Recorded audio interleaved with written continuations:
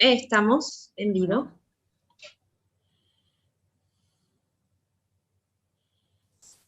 Bueno, bienvenidos nuevamente a una cursada de Caliza, la Cátedra Libre de Soberanía Alimentaria de la Escuela de Nutrición, UBA. Hoy estamos en nuestra 7ª clase, así que buenísimo, vamos avanzando. Estamos en el eje de producción de alimentos, es el segundo encuentro que tenemos de este eje. Y hoy nos va a acompañar Carlos Vicente, que es farmacéutico y ecologista, integrante de GRAIN y Acción por la Biodiversidad, y también coeditor de la revista Biodiversidad, Sustento y Culturas. Así que, bueno, él va a estar a cargo de esta segunda clase, de este eje. Así que un gusto que estés participando en la cátedra, en este encuentro. Muchas gracias. Así que te damos la bienvenida. Muchísimas gracias, Clara, muchísimas gracias a todos los compañeros y compañeras de la Cátedra Libre. Como recién comentaban, esto de decir que nos vemos o nos encontramos es alejado de la realidad, porque extrañamos y extraño las reuniones en la cátedra allá o los festejos del Día de la Salud, los 7 de abril, que podíamos juntarnos y abrazarnos, ¿no? Pero bueno, por lo menos podemos así seguir compartiendo caminos hasta que podamos volver a abrazarnos. Y en primer lugar esto, muchísimas gracias a todas y todos por la oportunidad, desde Miriam a cada una de los compañeros y compañeras que hacen posible que todos y todas las que están participando de estos seminarios puedan seguir compartiendo saberes, compartiendo conocimientos, compartiendo experiencias, ¿no? En primer lugar, me siento mal cuando recién dijo Clara que íbamos a hablar del módulo producción de alimentos, porque justamente creo que lo que yo voy a compartirles poco tiene que ver con la producción de alimentos, ¿no? O sea, en realidad debería llamarse de cómo dejamos de producir alimentos los argentinos para producir forrajes, commodities industriales y agrocombustibles, y así nos estamos quedando sin alimentos. Pero obviamente es parte de la realidad que vivimos en cuanto a la producción agroindustrial, y tenemos que enfrentarla, y me alegra mucho poder compartir parte del trabajo de investigación que desde GRAIN y desde Acción por la Biodiversidad venimos haciendo, ¿no? Y así como, bueno, Carlos Carballo la semana pasada compartió con ustedes lo que es la historia un poco de cómo se fue degradando y destruyendo la producción de alimentos en Argentina, y también sobre cuáles son las posibilidades que hay para volver a producir alimentos, me toca un poco compartir algo que di en llamar, y ahora pongo a compartir la pantalla, agronegocios en América Latina y en Argentina, viejas y nuevas amenazas, ¿no? Y vamos a ver si funciona como debería para ver la presentación, ahí está. Y hablo de viejas y nuevas amenazas porque justamente ya parte de lo que el modelo que desarrolló Carlos la semana pasada sigue vigente, sigue profundizándose. De alguna manera nosotros lo hemos desarrollado en una publicación de la que ahora les voy a comentar, que es el Atlas del Agronegocio Transgénico del Cono Sur. Pero el agronegocio continúa expandiéndose de la misma manera que lo ha hecho durante los últimos 60 años, desde ese comienzo de la Revolución Verde hasta el presente. Pero en estos momentos han surgido y están desarrollándose fuertemente nuevos mecanismos que hacen que planteen que de esta manera van a resolver los problemas que se han creado durante estos años, plantean nuevos negocios, plantean la profundización de la introducción de tecnología, y todo esto nos enfrenta a nuevos desafíos que la intención de esta clase es que podamos compartirlos, que podamos exponerlos, y bueno, por supuesto que al final tengamos la oportunidad de hablar de ellos, ¿no? Y que puedan hacer comentarios y preguntas. Este libro que les estoy mostrando aquí, la la tapa. Espero que se esté viendo todo, ¿no? Pueden ustedes confirmarme que se vea bien, porque la otra vez estaba con una presentación y quedó congelada en la primera y no seguía. Quizás sería mejor si lo podés maximizar, se vería un poquitín más. Lo que pasa es que yo aquí lo tengo maximizado, ¿ves? Eso es por eso te preguntaba. Carlos Yo lo estoy parece viendo que a quedó pantalla. congelada, Entonces, ¿eh? De sí, la misma entonces manera. quedó congelado. Ahora no. A ver.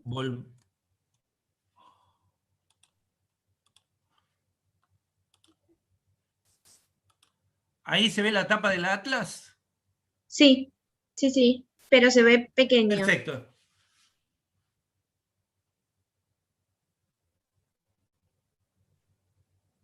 ¿Y este gráfico ahora? ¿También se ve chiquitito? Porque yo lo estoy viendo a pantalla completa. Todavía no cambió, todavía estamos viendo el Atlas.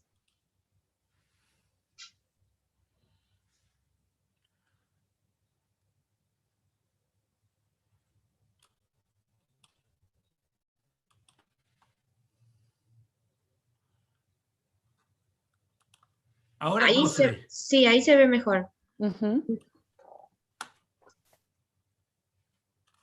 Bueno, voy a ir pasando de a una así, así también se ve mejor. Sí, Y se ve el gráfico siguiente. se ve el gráfico, sí. Ahora estamos viendo el Bueno, Atlas, ahora perfecto. una foto. Ah, listo. Entonces, seguimos así. Bueno, como les decía, este libro lo hemos editado el año pasado. Fue un trabajo de varios años de sistematización, pero en realidad recogiendo el trabajo de muchos compañeros y compañeras, incluso de la Cátedra Libre de Soberanía Alimentaria durante los últimos 20 años. Y es un libro que está libre para descargar y que reúne de alguna manera una sistematización de lo que pasó con el avance de la soja los últimos 25 años en el Cono Sur, o sea, en Argentina, Uruguay, Brasil, Paraguay y Bolivia.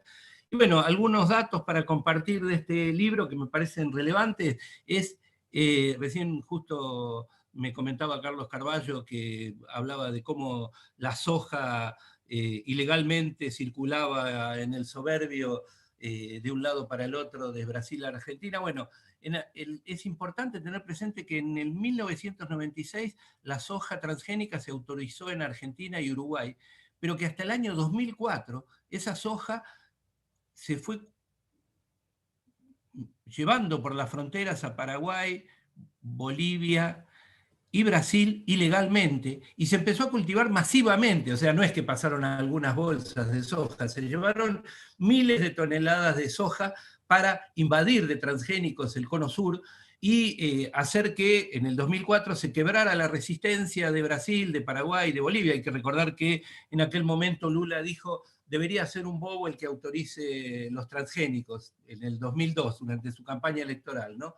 Y en el 2004 se vio obligada a autorizarla. Pero esto es importante tenerlo presente porque así operan las corporaciones y lamentablemente van a seguir operando así. Vamos a ver algunas de las consecuencias que esto puede tener en el presente y en el futuro. Un dato importante del Atlas, para que vean aquí un panorama, ¿no?, de esto que es el no producir alimento. Los millones de hectáreas que tenemos de soja en el Cono Sur viajan a China.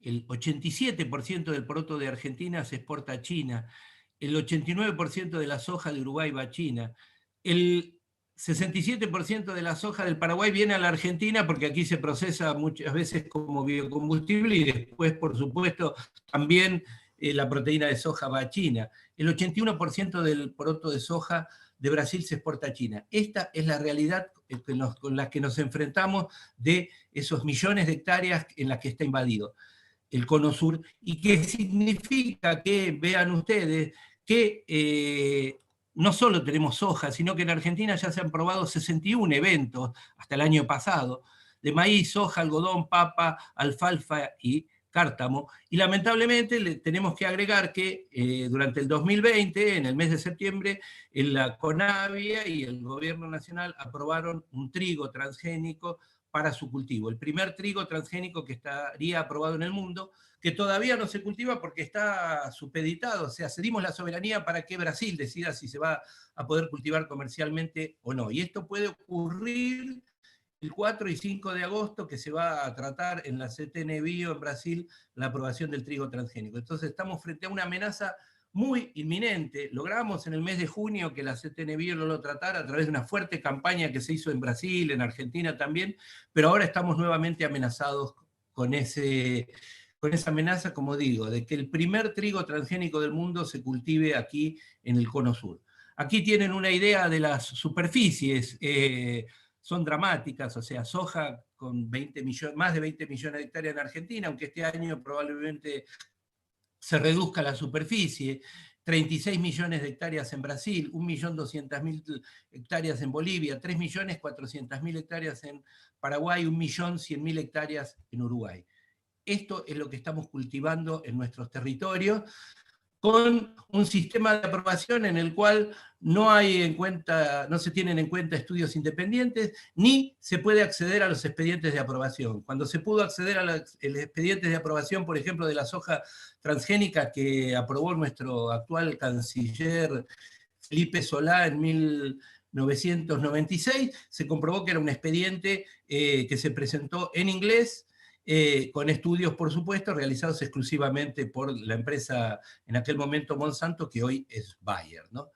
Y bueno, lo que ustedes ya saben y de lo que habló Carlos abundantemente la semana pasada, estos cultivos, además de estar basados en el uso de transgénicos, son transgénicos resistentes a herbicidas. Estamos hablando de una soja resistente al glifosato, que en el caso de Brasil, para 36 millones de hectáreas de soja, utilizó 570 millones de litros de agrotóxicos. Las cifras para Argentina no son mucho menores, sabemos que se usan más de 250 millones de litros de glifosato solamente para la soja en Argentina, pero las empresas, CASAFE por ejemplo, las cámaras que publicaban antes los datos sobre el uso de agrotóxicos, ya no los publican más. No voy a hablar aquí de los problemas ambientales, sanitarios y agronómicos que presentan los agrotóxicos, porque ustedes los conocen bien, los han escuchado, están en el Atlas del Agronegocio, pero sí es importante manifestar que además de los problemas de contaminación de agua, suelos, ríos y alimentos y de los problemas de afectación a la salud, todos estos herbicidas han provocado problemas agronómicos dramáticos, que es que básicamente hacen que estos cultivos ya no sirvan más. O sea, los cultivos resistentes a herbicidas han provocado que se generaran decenas de malezas resistentes que hoy hacen que ya no sean efectivos, y por eso las corporaciones los están sustituyendo por nuevos herbicidas mucho más tóxicos, como por ejemplo el 2,4-D, como por ejemplo el dicamba, como por ejemplo el glufosinato de amonio, que es uno de los herbicidas a lo que es resistente el trigo transgénico que se pretende aprobar. Y bueno, y último dato del Atlas, para dar un ejemplo solamente, en Bolivia, donde ha gobernado muchos años Evo Morales, donde ha habido un gobierno progresista, bueno, luego hubo el golpe, hubo una dictadura durante esos años, pero a pesar de todo eso, en Santa Cruz de la Sierra, el 2% de los productores tiene el 70% de la tierra. Esta es la realidad de la concentración de la tierra, que se repite en Brasil, que se repite por supuesto en Argentina, que de alguna manera lo comentó Carlos la semana pasada, la situación de expulsión de productores y concentración de la tierra en pocas manos, y que se repite también en Uruguay. Pero vamos ahora a ver qué es lo que ocurre en estos momentos a partir del surgimiento de la pandemia y de esta avanzada del agronegocio, cuando algo que ha ocurrido es que claramente el agronegocio ha empezado a reconocer que es un modelo no sustentable y por lo tanto ha empezado a introducir supuestas correcciones para decir nosotros tenemos las soluciones a los problemas, hubo problemas tecnológicos, nosotros tenemos las soluciones tecnológicas para resolver estos problemas. Y particularmente con el surgimiento de la pandemia, cuando todos nos guardamos, cuando todos nos quedamos en las casas, cuando muchas de las actividades pasaron a ser, como en este caso, virtuales, cuando muchas de los pequeños productores se vieron afectados por esta pandemia, el agronegocio de ninguna manera se detuvo. El agronegocio incrementó brutalmente sus ganancias durante el primer año de la pandemia, o sea, desde marzo del año pasado hasta marzo de este año. En todo el cono sur, y en Argentina particularmente, se avanzó con la deforestación, con distintas formas, desde las topadoras arrasando con los bosques en distintos lugares del país, hasta los incendios forestales que se produjeron en distintas regiones de la Argentina, especialmente en el litoral, pero también en otras partes del país, y dramáticamente en Brasil y en Bolivia. En Brasil se llegó a saber que para los incendios que se produjeron a partir de mayo y junio del año pasado, que se había establecido un día del fuego en el cual los grandes empresarios de la soja y ganaderos salieron a quemar literalmente, entonces hubo un montón de focos de incendio simultáneos que fueron los que provocaron los millones de hectáreas que se quemaron, ¿no? Y bueno, y en distintos lados buscando modificar la legislación sobre los organismos genéticamente modificados, llegando al escándalo de que en Bolivia, Añez, la dictadora que había asumido después de dar el golpe en Bolivia, autorizó el año pasado, con motivo de, justamente, a través de un decreto y en razón de la pandemia, o sea, como medida de emergencia frente a la pandemia, a autorizar nuevos transgénicos, incluyendo el trigo transgénico HB4, que estaba todavía en trámite de aprobación en Argentina, y nuevos maíces transgénicos. Felizmente, cuando asume nuevamente el gobierno democrático este año en Bolivia, dieron de baja ese decreto, ¿no? Pero eso es una realidad que ocurrió en todo el mundo, en toda América Latina, pero particularmente en el Cono Sur. Y bueno, ¿qué es lo que está ocurriendo con el tema del agronegocio? ¿Cómo viene hoy avanzando, ¿no? Una de las cosas que está ocurriendo y que nos pasan muchas veces desapercibidas en la realidad cotidiana o en las investigaciones incluso, es que el acaparamiento de tierras que se ha producido en el mundo durante los últimos 20 años continúa, pero en algún momento, incluso cuando desde Grain denunciamos el comienzo del acaparamiento de tierra en el 2007, digamos, que estaba tomando un nuevo impulso, era un acaparamiento de tierra producido por países que decían que querían garantizar su seguridad alimentaria, comprando tierras en otros países y produciendo allí materias primas para la alimentación de su pueblo. Caso de países árabes, el caso de China, que en Argentina vivimos de manera dramática cuando se quiso impulsar en el Valle Medio del Río Negro la compra de 200.000 hectáreas para la producción directamente para China de granos, y que fue muy resistido y finalmente un proyecto que se cayó. Pero a lo largo de estos últimos 13 años, el acaparamiento de tierras pasó a tener, más que a países como protagonistas, a capitales especulativos, fondos de pensión, fondos de capital privado, que empiezan a destinar recursos para comprar tierras o arrendar tierras para producir commodities industriales, ¿no? Esto está empezando a tener una presencia muy significativa, y un ejemplo así bastante dramático e increíble es el de la Universidad de Harvard, que tiene un fondo para sus docentes, y este fondo está invirtiendo en una región de Brasil que se llama Mato Piba, porque abarca varios estados de Mato Grosso, etc., 4 estados en los cuales están adquiriendo de manera bastante turbia tierras, expulsando campesinos e imponiendo allí plantaciones de soja y otros monocultivos. Entonces, debemos mirar cómo el capital especulativo se ha volcado a entre comillas, invertir en lo que es producción de commodities, de producción de monocultivos industriales y cómo esto afecta a nuestros territorios. Después les voy a pasar los enlaces en el sitio de Grain donde pueden encontrar los documentos que hemos producido al respecto. Otro de las nuevas amenazas que viene de la mano de este acaparamiento de tierra es la digitalización. Las corporaciones están planteando la digitalización como una manera de utilizar tierras, obtener seguridad jurídica, regularizarlas y apropiarse de tierras que, por supuesto, pertenecen o están en manos de comunidades locales, ¿no?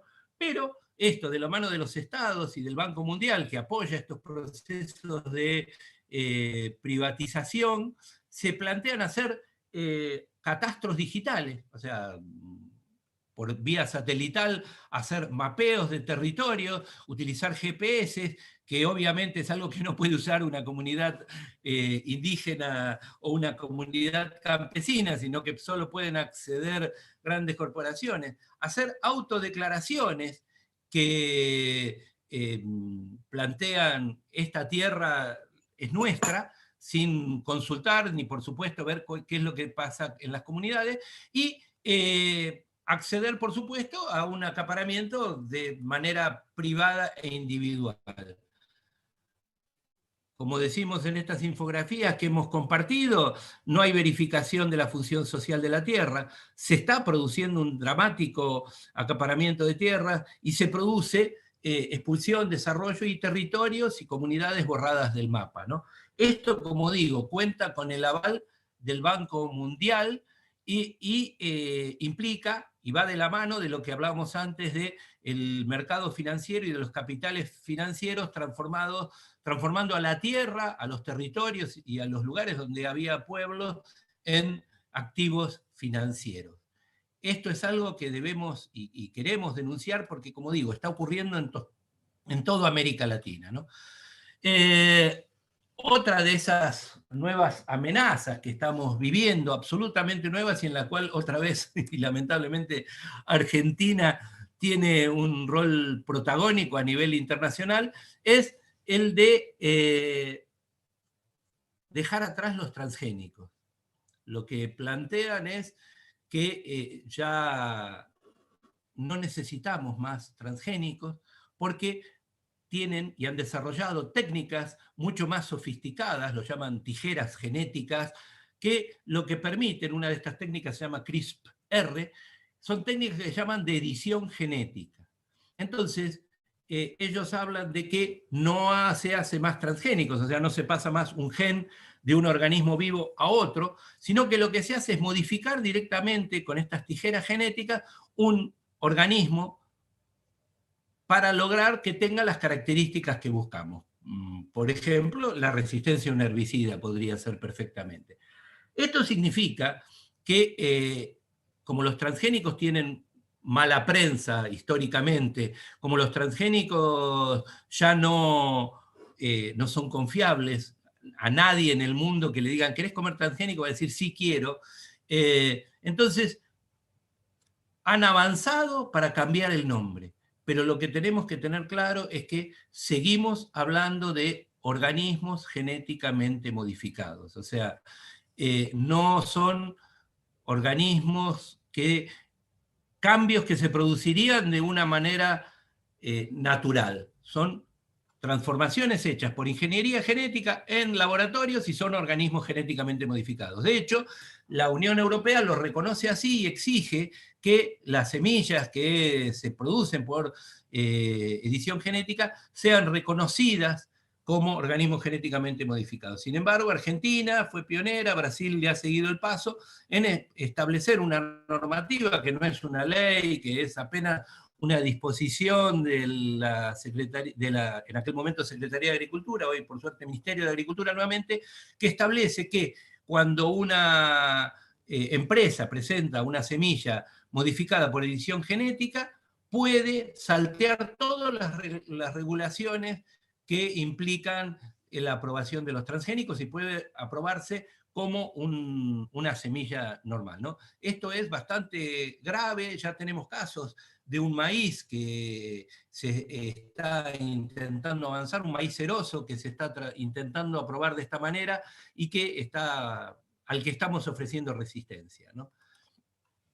Y bueno, y en línea con esto, de nuevas tecnologías, de la digitalización de la agricultura y el acaparamiento de tierra, nuevos actores que adquieren cada día más poder. Ahí en la imagen Bill Gates, que no sé si ustedes lo saben, pero es el principal terrateniente de los Estados Unidos, es el mayor poseedor de tierras en los Estados Unidos. Entonces, fíjense ustedes al nivel que llega su poder, pero no solo en Estados Unidos, sino que es uno de los principales impulsores de un modelo de agricultura que es la AgTech, de la que luego vamos a hablar, lo que llaman Agricultura 4.0, y además es su fundación, la fundación, bueno, ahora supongo que será después de la separación solamente Bill Gates, la principal financiadora de un proyecto que se está desarrollando en África, que es la Alianza por la Revolución Verde en África, AGRA, por sus siglas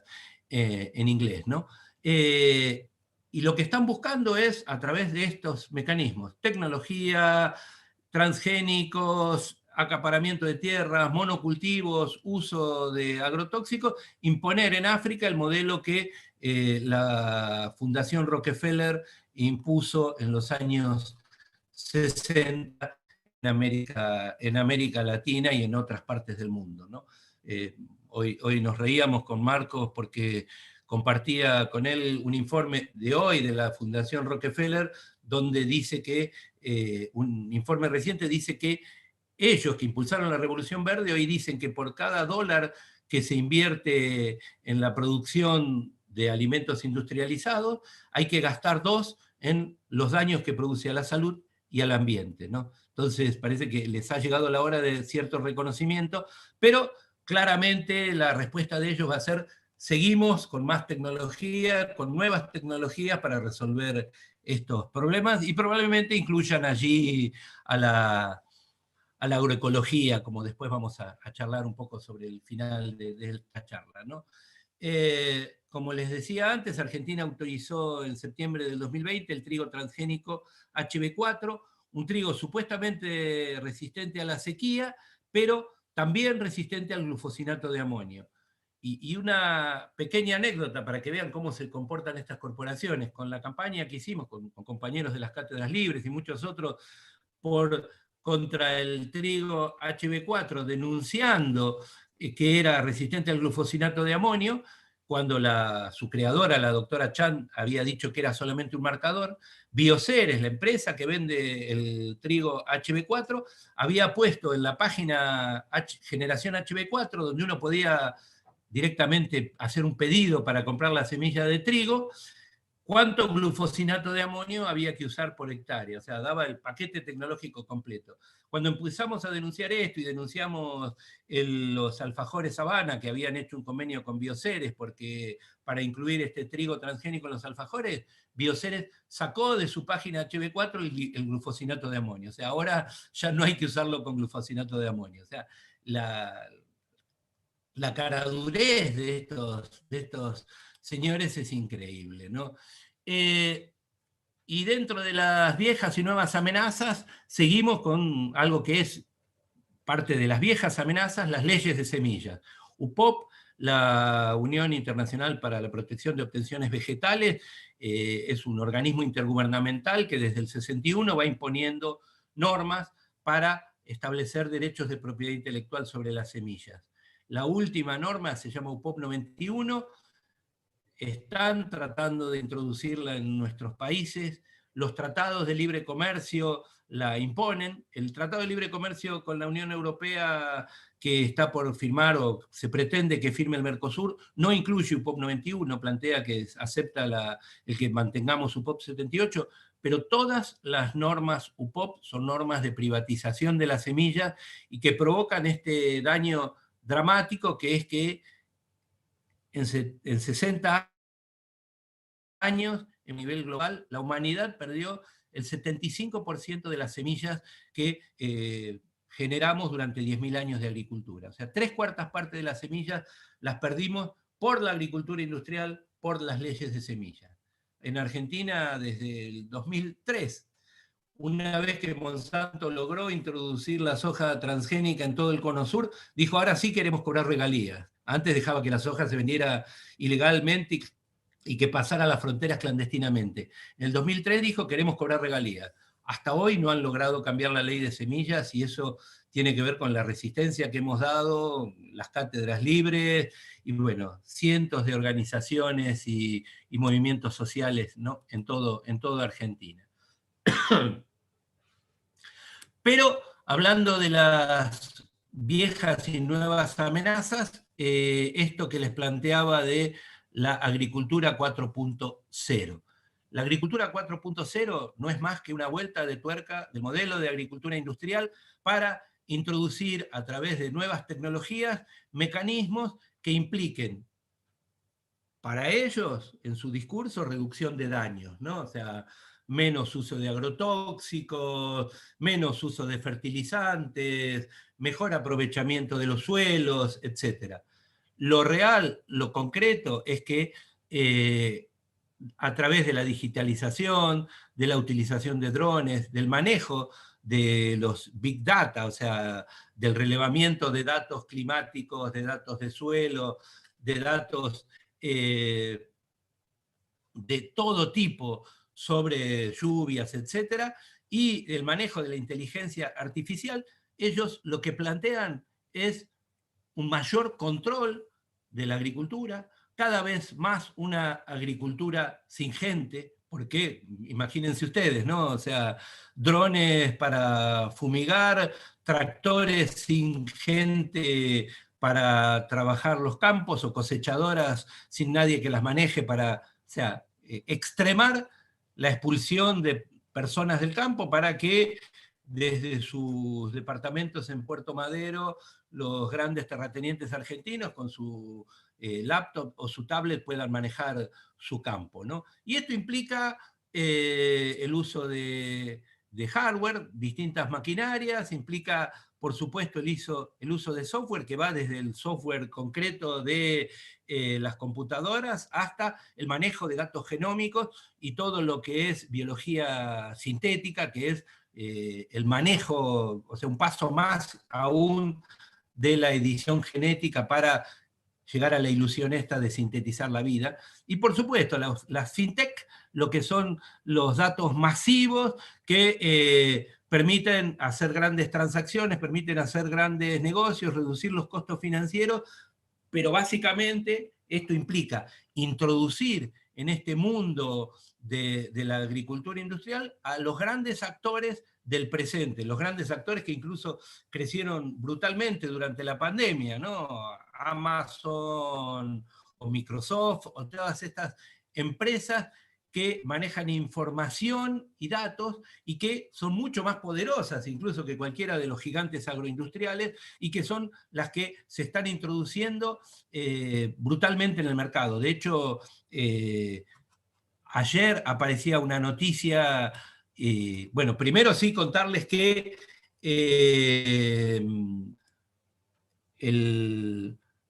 la Fundación Bill y Melinda Gates llegó a la Argentina con esta propuesta de AgTech, el gobierno lo tomó, se reunió con ellos y empezaron a andar un camino juntos y hay una propuesta concreta para, por ejemplo, planteos concretos, decir, bueno, en las zonas donde hay exclusión de fumigaciones, porque se ha logrado los 1000 metros, vamos a introducir un sistema de control para medir los agrotóxicos y que haya una alarma si los agrotóxicos en esa zona, esto es una propuesta concreta para Córdoba, para que si en esa zona los agrotóxicos alcanzan una cantidad demasiado elevada, avisar a los vecinos y supuestamente evacuar el barrio, pero entonces así usar muchos menos y entonces evitar tener zonas de exclusión. Esto es, aunque parezca ciencia ficción, parte de lo que están proponiendo y con lo que se quiere fervientemente avanzar, ¿no? Algunos de los otros problemas que se plantean es esto de las falsas soluciones que se están imponiendo a nivel global y nacional también. Una que no está mencionada aquí, pero que a mí me alarma tremendamente, es que, por ejemplo, nuestro ministro de Medio Ambiente, Cabandier, acaba de plantear a nivel global, en un encuentro que se ha hecho sobre crisis climática en estos momentos, pero ya lo ha hecho hace algunos meses, la posibilidad de que nuestra deuda externa sea canjeada por la deuda ambiental. Y entonces esto implica algo que desde los 90 venimos cuestionando, que es introducir a los capitales financieros adquiriendo nuestros bienes comunes para supuestamente hacer desaparecer nuestra deuda externa. Pero el canje de deuda por naturaleza es un crimen porque no va a traer ninguna solución, sino que para lo que va a servir, porque es muy claro, es para que se continúe con la privatización de nuestros bienes comunes. Otra de las falsas soluciones son los mercados de carbono. Ahí dice, promovidos por Bayer en Brasil. Ayer salió una propuesta de Bayer, en realidad aquí lo hicieron como Monsanto, pero sabemos que es lo mismo, para que los productores también de Argentina, los que hacen siembra directa, se introduzcan en los mercados de carbono con el supuesto de que la siembra directa conserva carbono en el suelo y por lo tanto es un mecanismo de absorción de carbono y puede introducirse en estos mercados de carbono. Otros temas en los que no voy a detenerme a profundizar ahora, pero que sí se los menciono para que tengan en cuenta, el protocolo de Nagoya, que Argentina ha ratificado, es un protocolo dentro del Convenio sobre Diversidad Biológica, que es para la distribución justa y equitativa de beneficios. La realidad es que el protocolo de Nagoya es un mecanismo más para que se firmen convenios entre empresas poderosas y comunidades muy débiles, y en los cuales se pueda legalizar y legitimar la biopiratería y la extracción de los recursos, ya sean semillas, plantas medicinales, otros bienes de la naturaleza, ¿no?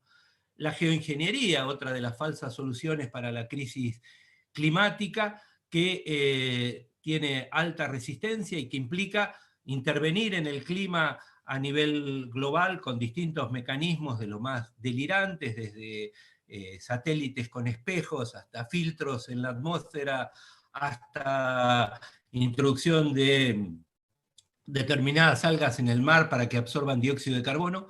Y bueno, y algo que es muy grave porque es la cooptación de la agroecología. O sea, cuando se plantea que la agricultura industrial no va más, sí surge la búsqueda y el planteo de, bueno, entonces hay que hacer una producción agroecológica, pero una producción agroecológica que desconoce las realidades locales, que desconoce a las comunidades, que desconoce a los productores y que es un mecanismo más de mercado, pero que esa cooptación debemos resistirla. Creo que la realidad de Argentina es que hay un amplio desarrollo de la agroecología, es muy positivo que exista una dirección de agroecología y que esté orientando su trabajo hacia trabajar con las comunidades, con los pequeños productores, con las realidades locales, y no de la mano de una agroecología, como digo, que tiene como único objetivo la cooptación de la palabra para nuevamente quitarle contenidos, ¿no? Bueno, voy terminando con estas últimas exposiciones para poder conversar y tener un rato para charlar con ustedes, puedan hacer preguntas. La verdad que me encantaría estar viendo gente y no hablando a la pantalla. Por suerte veo ahí a algunos de los compañeros de la Cátedra Libre, pero supongo que siguen escuchando. Es muy claro que la ganadería industrial es otra de las grandes amenazas que enfrentamos. Argentina ha tenido un proceso de profundización de la agricultura, de la ganadería industrial, con las aves de corral primero, con los feedlot después, y también con el avance de la cría de cerdos. Pero esto está profundizándose. Es muy claro que la ganadería industrial es uno de los principales generadores de gases de efecto invernadero. Es claro que es una posible fuente de nuevas pandemias en la medida en que la cría de animales hacinados, de la manera en que se hacen estos criaderos industriales, es un generador de mutaciones de virus y de bacterias que lo hacen cada vez más arriesgado, mucho más cuando se usan miles de toneladas de antibióticos para prevenir y para engordar a esos animales. Entonces, estamos en una situación muy crítica y Argentina enfrenta el desafío, y por eso lo menciono, de que existe un proyecto que no se ha abandonado de traer 25 megagranjas industriales para criar cerdos de China, para producir cerdos para China, y esto ya el año pasado lo hemos denunciado, lo hemos resistido, se han producido cantidad de documentos al respecto, pero no se ha dado de baja el proyecto. Sabemos que se avanza con algunas provincias, la provincia del Chaco firmó convenios para instalar 3 de estas megaplantas, entonces debemos estar muy atentos porque es un tema en el que en cualquier momento tendremos que nuevamente salir a resistir y a denunciar. Y bueno, y algo que es muy claro y que creo que todos ustedes lo saben, que la cría industrial de animales utiliza como insumo para la alimentación de estos animales los commodities que produce la agricultura industrial, o sea, soja y maíz transgénico. Entonces, impulsan este modelo. La lista podría ser muchísima más grande, cómo afecta a las comunidades locales, cómo incrementa el consumo de agua, etcétera, pero lo dejamos acá para ir cerrando. Sí, marcar que el modelo agroalimentario industrial es el principal responsable de la crisis climática y de la destrucción global de la biodiversidad, y esto ocurre aquí en Argentina, no en otras partes del mundo. Y que hay una sinergia entre la crisis climática y la destrucción de la biodiversidad que nos expone a problemas a futuro muchísimo más graves, ¿no? Y para tener una idea, o sea, el año próximo el IPCC, el Panel Intergubernamental sobre Cambio Climático, está por emitir su informe, pero se filtró unos datos de estos días que plantea: el cambio climático alterará de forma dramática e irreversible la vida en la Tierra en los próximos 30 años, agravando desde la escasez de agua y la malnutrición hasta los éxodos y la extinción de especies. Esto es literal de lo que plantea este informe, y como digo, no podemos desconocerlo. O sea, el Panel Intergubernamental sobre Cambio Climático trabaja con miles de investigadores de todo el mundo, sus informes son serios, y más allá de que sus propuestas o soluciones pueden ser controvertidas, no muchas veces estamos en total de acuerdo con ellas, claramente plantea una problemática que no podemos desconocer y que lamentablemente tenemos que enfrentar. O sea, yo les decía a los compañeros de la Cátedra Libre, no los voy a aterrorizar, y termino con esto, que es para aterrorizar, pero bueno, Marcos me estimuló a que lo hiciera, así que estoy perdonado. Pero creo que es esto, conocerlo, y que tenemos que actuar en consecuencia, y quienes están haciendo estos seminarios, quienes están participando de esta actividad, necesitan tener esta información. Todos estos documentos, como se ha hecho con las otras clases, los he compartido y creo que ya están disponibles en el campus de la cursada. Y sí, decirles, no para ser optimistas, sino para transmitirles algo que de alguna manera Carlos también compartió al cierre de su clase la semana pasada. Tenemos todas las posibilidades de resolver estos problemas. No son problemas técnicos, son problemas políticos. Las respuestas técnicas las tenemos, están demostradas, están investigadas, están corroboradas, son algo que el eje que marca la cátedra, la soberanía alimentaria, tiene suficiente respaldo para que no sea una cuestión que soñemos a futuro, sino que hoy podamos poner en marcha con producción agroecológica, con pueblos viviendo saludablemente en sus territorios, con diversidad de cultivos, sin hambre, que yo no me canso de decirlo, el hambre es un crimen y no deberíamos permitirlo. Así que tenemos todos los elementos para salir, tenemos que lograr revertir esta balanza desequilibrada en el cual un 1% de la humanidad maneja el poder, el dinero y controla el futuro de todos nosotros. Ese 99% debemos alzar nuestra voz para decir simplemente basta, queremos otro modelo de sociedad. Ayer leía un informe de Alfredo Zayat en página 12 que me sorprendía porque no es lo usual que tomen estas posturas en página 12, y hablaba de que cómo las tecnocorporaciones están dominando el mundo y están por encima de los gobiernos e imponiendo sus políticas por encima de los intereses de los pueblos, ¿no?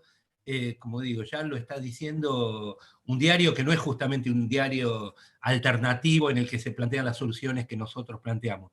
Entonces, tenemos que recorrer ese camino, podemos recorrer ese camino de la soberanía alimentaria, y es más, yo soy muy optimista porque creo que ese camino de la soberanía alimentaria, de la producción agroecológica de base campesina, es el único posible. O sea, es un camino diverso, no es un camino que tenga una sola respuesta, sino que tiene muchas respuestas, pero dentro de esa complejidad de respuestas sabemos que está la salida para este desastre en el que el poder corporativo nos ha metido. Así que muchas gracias, Cátedra Libre. Espero que tengamos ahora preguntas, comentarios y que podamos seguir charlando, y ojalá quienes quieran incluirse de los compañeros de la cátedra también lo hagan. Perdón. Comparto por último mi correo electrónico, el sitio web de GRAIN y el de Biodiversidad LA, donde está allí la dirección específica del Atlas para los que lo quieran descargar. Muchísimas, muchísimas gracias. Bueno, gracias, Carlos. Súper interesante.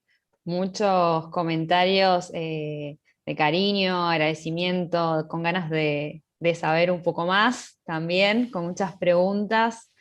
Muy interesante.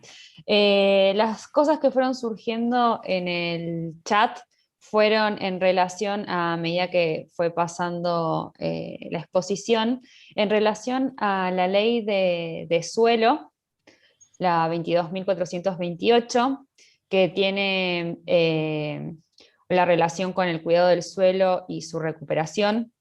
Después consultaban también en cuanto a la relación, consultan si hay una relación entre el monocultivo y el agronegocio en relación a esto que está pasando con la bajada histórica del río del Paraná. También surgieron preguntas en cuanto a los alimentos que son transgénicos. Por ejemplo, preguntan acá, poniendo como en ejemplo, ¿por qué una manzana que tiene glifosato, pero no es una manzana transgénica? Como que generaba eso de dudas, si se puede aclarar un poco, en forma breve, porque es bastante extenso, pero bueno, dar como una respuesta, después diciendo que necesitamos reforma agraria urgente ya. También surgieron algunas dudas en cuanto al patentamiento de las semillas, si esta pérdida del 75% de la variedad de las semillas para el cultivo es algo que no se puede recuperar, si con este porcentaje podemos decir que están extintas. Eso pregunta Janina. Bueno, después en relación a esto de la ley de semillas, del patentamiento de las semillas, si solo aplica a las que están modificadas genéticamente. Bueno, esas son un par, después sigo con el resto. Buenísimo, buenísimo. Yo las tengo acá en el chat, así que las voy... Listo. Las voy viendo y respondiendo, porque si no me hubiera perdido. Gracias por decirlas todas, buenísimo que esté acá escrito, Clara. La verdad que yo no conozco en profundidad la ley 22.428, así que no puedo opinar sobre ella. Sí, lo que es claro en Argentina y que desde hace muchos años se viene pidiendo es que no hay ningún tipo de control en el arrendamiento que exija que, en el arrendamiento de tierras, que es una buena parte de la producción sojera, que exija un cuidado de los suelos. O sea, quien arrienda utiliza, destruye y se va y deja lo que deja, ¿no? Ahí hubo por mucho tiempo un pedido de modificación de que hubiera una ley para arrendamiento de tierra que tuviera algunas exigencias. Y lo que sí está claro es que en Argentina estamos viviendo una dramática degradación de los suelos. O sea, es mentira que la siembra directa conserve la riqueza de los suelos. La siembra directa, que era una técnica conservacionista, hoy día, como se aplica con la aplicación masiva de estos millones de litros de glifosato, lo que hace es dejar suelos devastados. Si ustedes recorren los territorios donde se siembra soja después que se cosecha, cuando la soja justamente es una planta que, no sé si la habrán visto, pero no tiene mucha materia orgánica, o sea, y con la extracción de nitrógeno brutal que hace de los suelos, lo que estamos haciendo es quedándonos literalmente sin suelos, y todos los informes del INTA lo dicen específicamente y claramente, ¿no? O sea, hay documentación, y de hecho en el Atlas del Agronegocio hay un capítulo sobre el tema suelos y sobre lo que está ocurriendo, y un relevamiento, por ejemplo, que en algún momento hizo el ingeniero Walter Pengue sobre los millones de toneladas de nitrógeno, fósforo, potasio, etcétera, que exportamos y que no vuelven a los suelos con cada uno de los cargamentos de los 50 millones de toneladas de soja que se producen cada año en Argentina, ¿no? Después la pregunta sobre si existe un paralelismo entre la deforestación de los monocultivos y el agronegocio con la bajante histórica del Paraná. Ha habido incluso en estos días algún tipo de polémica al respecto. Compañero Daniel Berseñasi del Foro Ecologista de Paraná, no Damián, Daniel el padre, ha hecho un informe en el que claramente vincula la deforestación y el agronegocio con la bajante histórica del Paraná. Pero creo que la cuestión es, más allá de que el Paraná tiene sus ciclos y ha habido otras bajantes, pero son más de 100 años que no hay una bajante como la de esta vez, lo que es claro, porque esto es cuando yo digo que nosotros tenemos que tener una mirada integral sobre los problemas. No podemos decir, es solo la deforestación, es solo la destrucción de las islas, es solo el dragado que se hace, o es solo la crisis climática. Lo que estamos viviendo es una crisis integral, y cuando hablamos de 50 grados de temperatura en Canadá y la gente muriéndose de calor, muriéndose literalmente de calor allá, o esta bajante del Paraná, tenemos que dejar de buscar una relación directa, es agronegocio bajante.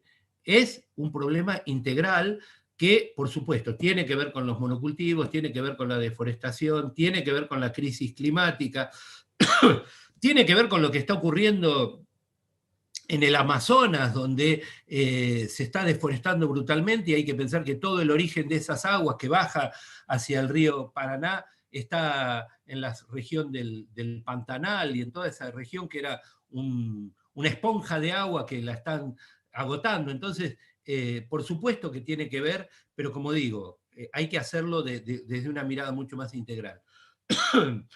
Sobre la consulta de Magalí, sobre por qué hay glifosato en todos lados, o sea, el investigador Damián Marino de la Universidad Nacional de La Plata encontró que llueve glifosato. O sea, en Argentina, con los millones de litros que se aplican, el glifosato se evapora, va a las nubes, y cuando llueve, en ese agua de lluvia cae glifosato, lo pudieron medir. Entonces, por eso está presente en todos lados. No hay manzanas transgénicas en Argentina, pero el glifosato, como pronto ya se ha hecho y pronto se va a demostrar en una campaña que se está poniendo en marcha, está en nuestra sangre, en todos nosotros, aunque no nos fumiguen, porque es una brutalidad los 25 años de aplicación masiva de este herbicida. Sí, no sé en el caso de las manzanas, pero me contaban productores de Misiones hace pocos días que, por ejemplo, el glifosato no se aplica a la yerba mate, pero sí se aplica en los pasillos entre donde se cultiva la yerba mate para eliminar las malezas allí. Y obviamente esa aplicación en los pasillos para eliminar malezas termina afectando, por supuesto, y estando presente también en la yerba mate, lamentablemente, ¿no? Y por supuesto, reforma agraria urgente, claramente. Lo que hablan del 75% de la variedad de semillas agrícolas que se perdieron en estos 50 años.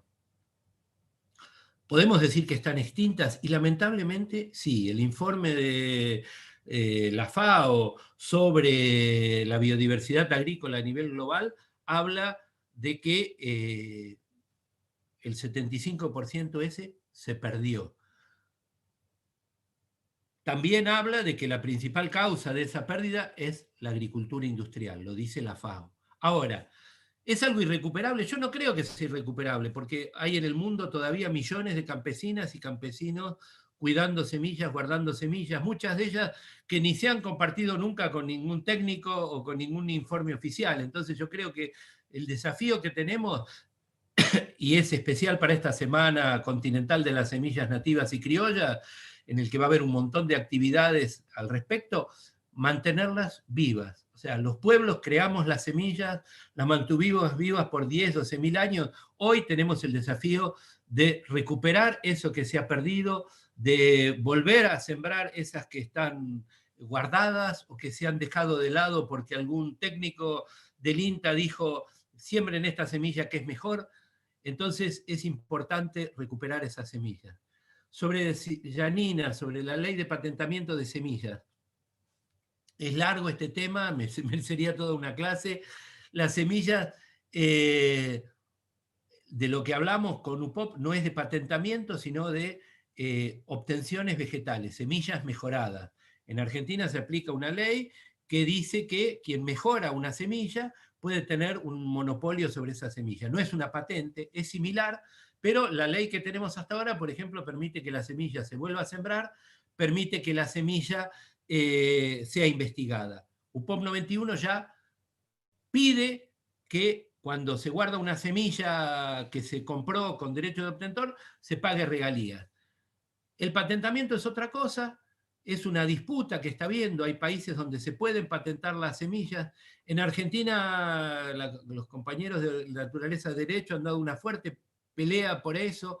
Por ahora la Corte Suprema de Justicia ha rechazado las patentes que Monsanto ha pedido sobre semillas modificadas genéticamente, pero no está todo dicho, ¿no? De hecho, la modificación de la ley de patentes en el 94 habla de que no se pueden patentar seres vivos tal cual se encuentran en la naturaleza, lo cual abrió las puertas para que, bueno, alguien diga, bueno, y si no es como están en la naturaleza, podrían patentarse. Entonces, es una otra batalla que tenemos por delante.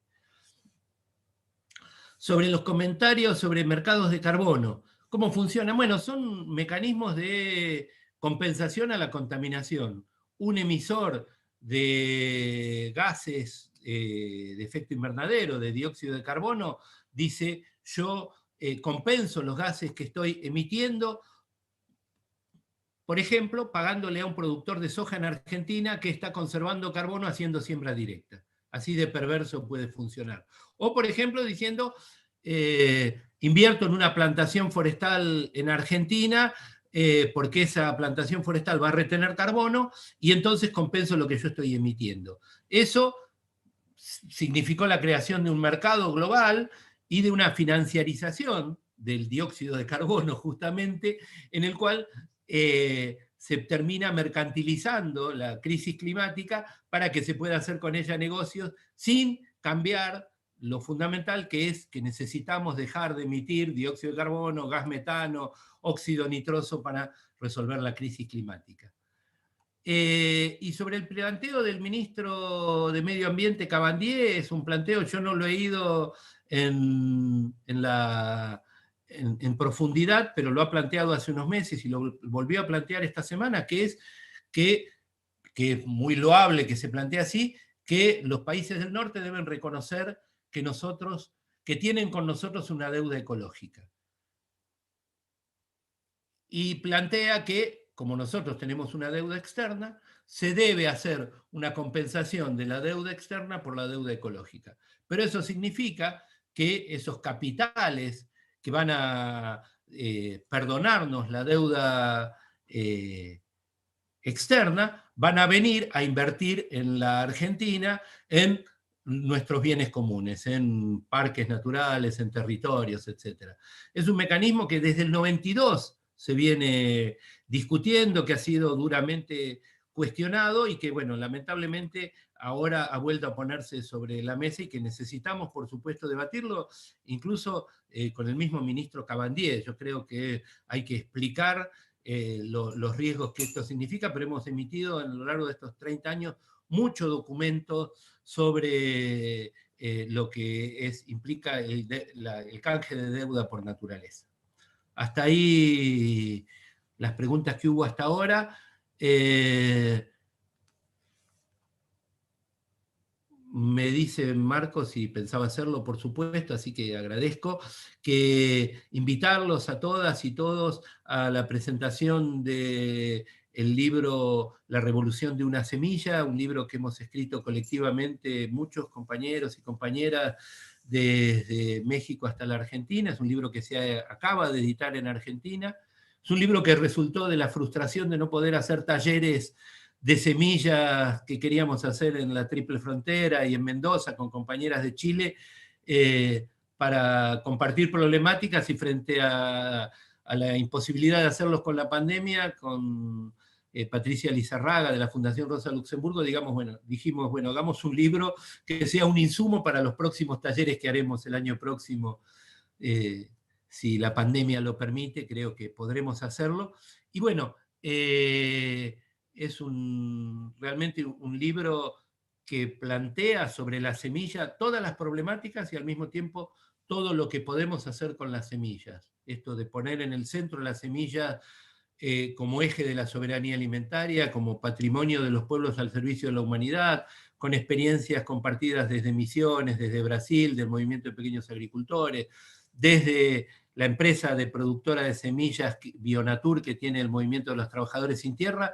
Se va a transmitir desde el espacio de la Fundación Rosa Luxemburgo Cono Sur. Lo pueden buscar en Facebook, pero seguramente las compañeras y compañeros de la cátedra pueden compartir con ustedes la información para que puedan estar el jueves en esta presentación, en la que vamos a estar casi todos los que hemos escrito algunos de los capítulos del libro. Y bueno, comentar a lo que agrega ahí Adriana sobre ponerle un valor a la pérdida ecológica y no hay moneda de cambio, no se entrega territorio, por supuesto. O sea, cuando hablamos de deuda ecológica, lo que queremos es esto, que se reconozca el daño que se ha hecho, pero no que sea una moneda de cambio. Por eso decimos no a los canjes de deuda por naturaleza. No sé si hay más preguntas, Clara, o comentarios. Esos serían los comentarios que sacamos de Facebook, de YouTube, perdón. No sé si alguien quiere agregar algo más. Agradecer que hayas estado hoy presente en la cátedra. No sé si Miriam, estás por ahí o alguien quiere agregar algo más a la exposición de hoy.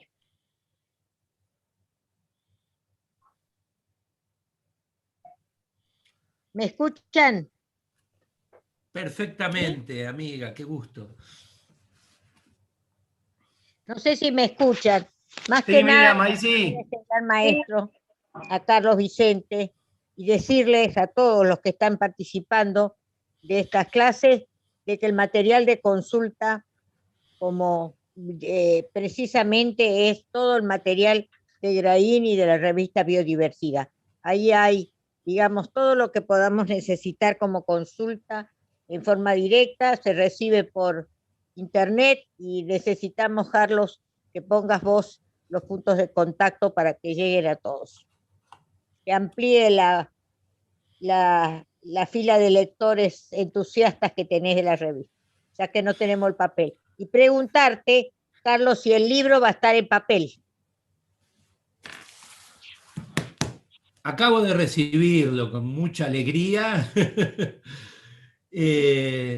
y ya está en papel y estoy seguro Bravo. que la Fundación va a poder acercarles a la cátedra unos cuantos ejemplares para que los tengan y puedan Lo distribuirlos. espero, Marco, lo espero ansiosamente, así que vas a tener que venirte a Lomas. Creo que si le pedís a Patricia, Mañana te viene manda. Lina y Gloria San Martino. Decirles, hacéselo llegar para que me lo traigan. En tiempos de Estoy, se- pandemia encerrada en mi living puede ser que lo lea rápido. estoy seguro que si lo pedís a Pato Lizarraga, nos mandás tu dirección, nos encargamos de Me que escucho, te Carlitos. llegue, nos encargamos de que te llegue por correo, Miriam, o que te lo alcancen allá a Lomas, con mucho gusto.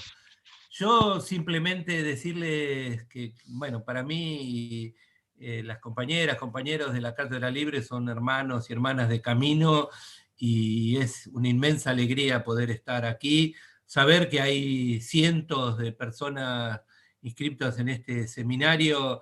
Es 2000.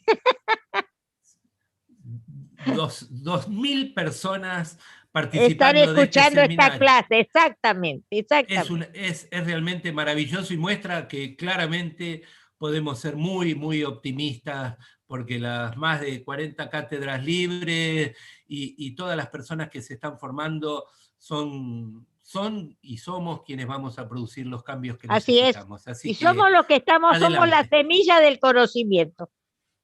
Exactamente. Y bueno, sin duda nuestra semilla madre, Miriam, es una alegría verte y escucharte acá.